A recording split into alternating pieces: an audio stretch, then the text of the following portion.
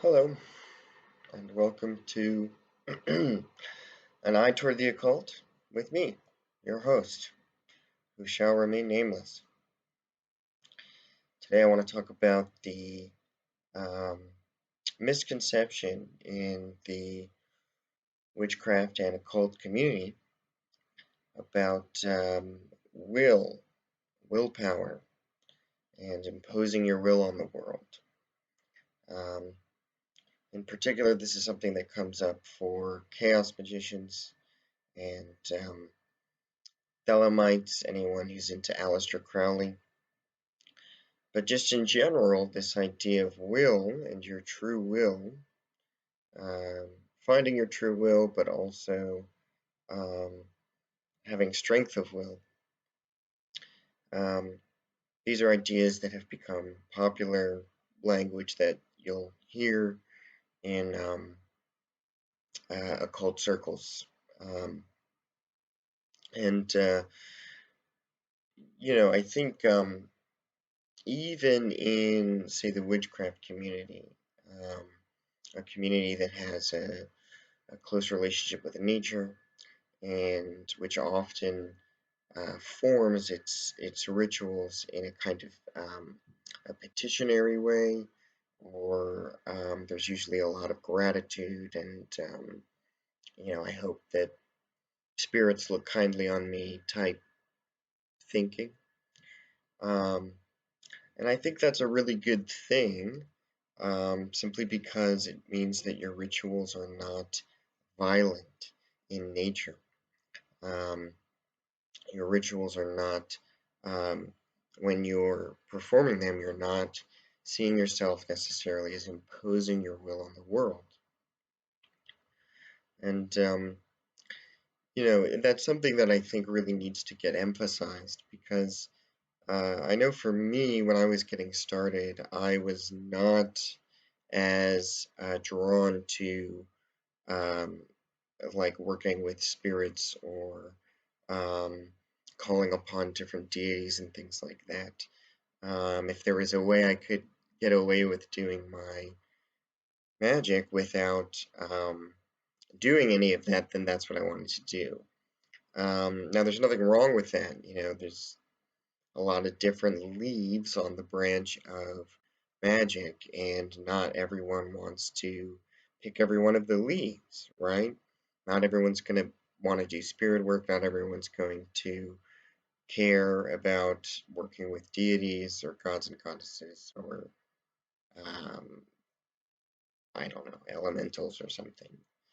Um, but, still, right? Even if you're just performing simple rituals, even if you're just curious or feel like maybe, it's at least worth trying, um, then, there's a tendency to see, and in chaos magic groups, you see this a lot, there's a tendency to treat the ritual procedure as a piece of technology. And maybe that word, even more than will and willpower and stuff, and imposing your will on the world, maybe that word gets used more because that word's kind of gotten picked up by a lot of people as kind of a catch-all term for not just rituals, but other things, I don't know, like using a Ouija board or tarot. Um, it's not necessarily a ritual procedure, but it's definitely an occult thing that you're doing. Maybe if you're looking for ghosts with some sort of ghost radar, right? I mean, that would be a really clear example of an occult technology, but just that word technology is caught on as a way to talk about rituals and other things that work to get certain kinds of results in terms of manifestation. Uh, so, um, I while that's not wrong, I mean, obviously, if you really think about it, a stick is a piece of technology. It's a tool. That's what the word technology means. It's just something that humans use as a tool to help them achieve their ends. And so from the stick on up to the computer that I'm using right now, yeah, that's all technology. And then, if a ritual is something that you can use to get results, to get what you want, to achieve your ends, then sure, it's a piece of technology. But we have to be careful about language because language trickles into thinking. And if you see the rituals that you're doing as akin to using an iPhone, then before you know it, you're going to fall into, in some sense, performing violent rituals where there's a violence against the universe, against um, nature writ large, because you're imposing your will. Um, and uh, I don't know.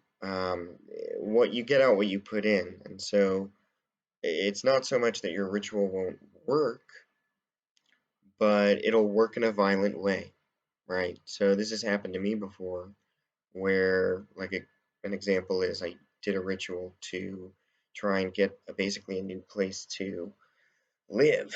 And, it all worked out in the end.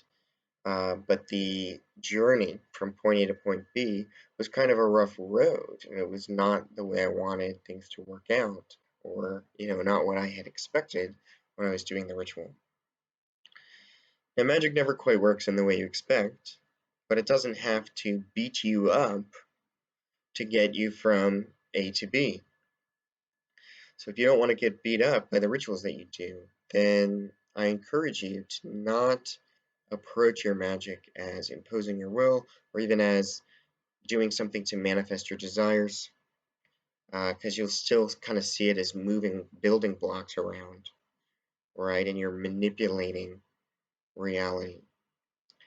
I think it's better to think of ritual magic as a creative process. You're participating in the constant creation and manifestation that's happening all the time of everything. Um, uh, and then you can do it in that you can still do it to get the same thing that you might have done had you done the ritual another way.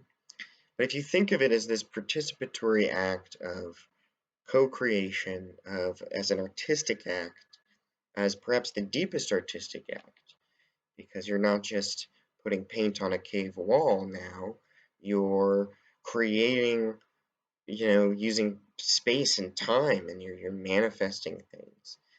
That's pretty cool, and it should be exultant and joyful, and not an imposition of will, right? Because when you're making a painting, you don't.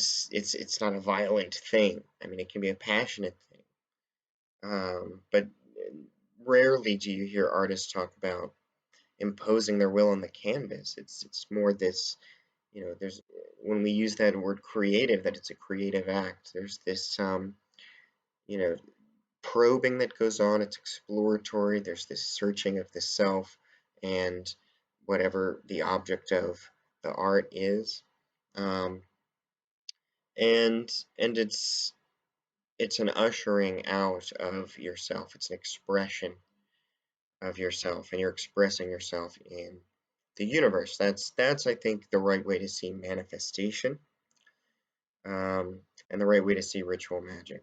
What it means to manifest something is that you're expressing yourself in the world. You're creating, but you're not manifesting your desires in this kind of hustle culture way. This hard-nosed mentality of imposing your will on the world, using whatever means you have.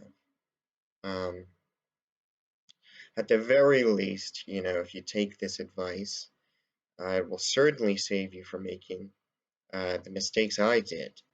And, I was always amazed to see that magic was real, that ritual magic works, and can even be refined and made to work very powerfully. But a lot of the time, um, it was like, a few weeks after I did the ritual, when things would kick in, so to speak, and my reality would start warping, shifting. A lot of times that was in painful ways. And it almost felt like some sort of cosmic joke, some sort of sick, that I was this sick punchline in the picture of the universe.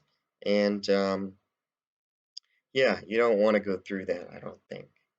Um, so I don't think there's a need to be subservient or uh, boot kissing, you know. If you do work with spirits and deities and things like that, or just if you incorporate a lot of gratitude and stuff into your rituals, I tend to think personally that these entities don't care too much for boot kissing and are impressed rather by other things, less sexy things, just simple acts of kindness or patience or whatever. Um, so you can carry on whatever your form of ritual magic is, whether you're working with spirits or you're just doing, sigil rituals. Um, I think you don't need to get too serious either way. You don't need to kiss the ass of some god or goddess. You don't need to take yourself really seriously as a chaos magician and impose your will on the world using some trans-dimensional technology. Don't get too caught up in whatever your interpretation is of what's going on there. I think simply perform your ritual with this creative energy as this art piece, and imagine that things will go much more smoothly. Anyway, this has been An Eye Toward the Occult with me, your host, who shall remain nameless. Please like or subscribe, and even more, please leave a comment. Let me know what you think. Ask a question. Maybe I'll talk about it on the next video. Thank you.